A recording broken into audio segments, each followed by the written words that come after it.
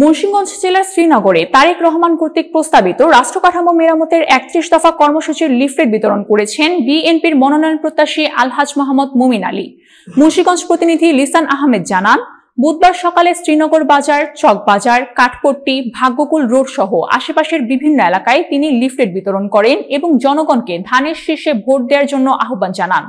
এ সময় শ্রীনগর উপজেলার বিএনপির সাবেক সাধারণ সম্পাদক দেলোয়ার হোসেন, সিরাজদি খান উপজেলার বিএনপির সাবেক সাধারণ সম্পাদক আওলাদ হোসেন মোল্লা, ইউনিয়ন বিএনপির সাবেক সভাপতি মোহাম্মদ আবু তাহের, মোহাম্মদ কফিল ব্যাপারী, আবুল হোসেন তালুকদার সহ জেলা ও উপজেলা নেতৃবৃন্দ উপস্থিত ছিলেন। এছাড়া যুব ও ছাত্র দলের প্রমুখ নেতৃবৃন্দ অংশগ্রহণ করেন।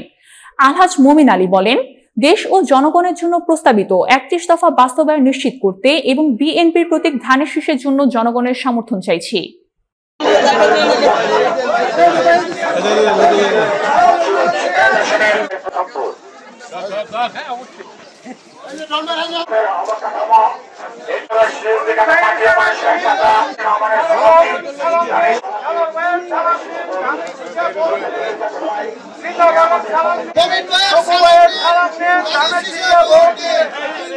রাষ্ট্রপতির মুমিন ভাই সালাম দেন, সালাম দেন, ভোট দেন।